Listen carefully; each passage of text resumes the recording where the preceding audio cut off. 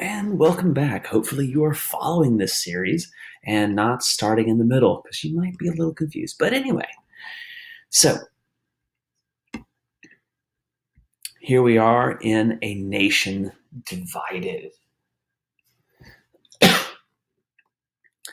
So now, all of the territories, all of these gray territories, when all of the southern states voted to secede, these are the first ones to go. And that is that they voted. South Carolina was the first in December of 1860, and then the rest of these states followed suit before April 15th, 1861. So most of these states voted to secede before Lincoln had actually taken office. So President Buchanan was still technically the president during these secessions. But then as soon as Lincoln was inaugurated, as soon as he was basically sworn in as president, he put his hand on the Bible and said, "I swear I will fulfill the honors and duties of the president." Basically, by the time he did that, Arkansas seceded, and then these three states seceded very soon after that, after April 15th, 1861. Now, we still don't have a civil war yet. If you've already read the section in the textbook, you know what's going to happen. But basically, one thing you need to understand is there is a division between state and federal property. There are sections, for example, in Tennessee that are owned by the Tennessee state government, but then there are also places that are owned by the federal government. Like, for example, technically, whenever you go into a post office is federal property.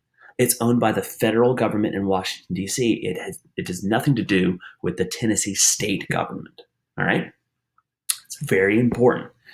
So when you go to a consulate or anything like that, that is also federal property, sometimes international property, depending on where you're going. So the reason why I say that is military bases are seen as federal property. And all throughout the southern states, there are various military bases that belong to the U.S. Army. The new Confederacy is now seizing federal property, and Lincoln has a very important decision to make. Like, does he try to challenge this and risk war and be the aggressor, or does he kind of let it happen? But if he lets it happen, isn't that kind of saying, like, oh yeah, it's okay to secede, go ahead and take our stuff? So South Carolina, there's a fort called Fort Sumter right off of Charleston Harbor, right over here. And that's how it looks today. It's a very beautiful place, should you ever get a chance to go visit. Very well preserved. But this is a U.S. military fort. The new Confederate Army basically demanded that the U.S. Army hand it over to the new South Carolina government. And they said no. And Lincoln said, in his inauguration, like, I am not going to be the aggressor. Like, you, like, the decision for like civil war rests in your hands. So it's a very smart decision if you think about it politically, because it makes the southern states look like they're the ones who wanted war. Like, they're the ones who wanted to start things, even though Lincoln probably kind of knew at this point that war was kind of unavoidable.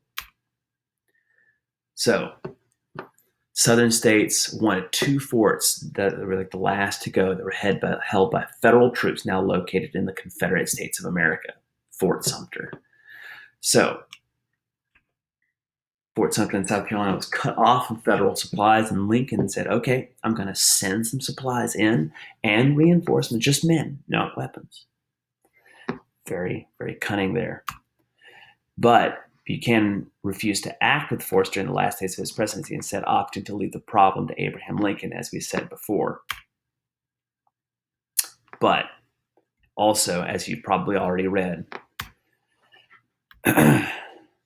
South Carolina fired on Fort Sumter, and as soon as those cannon shots fired, we had ourselves a civil war.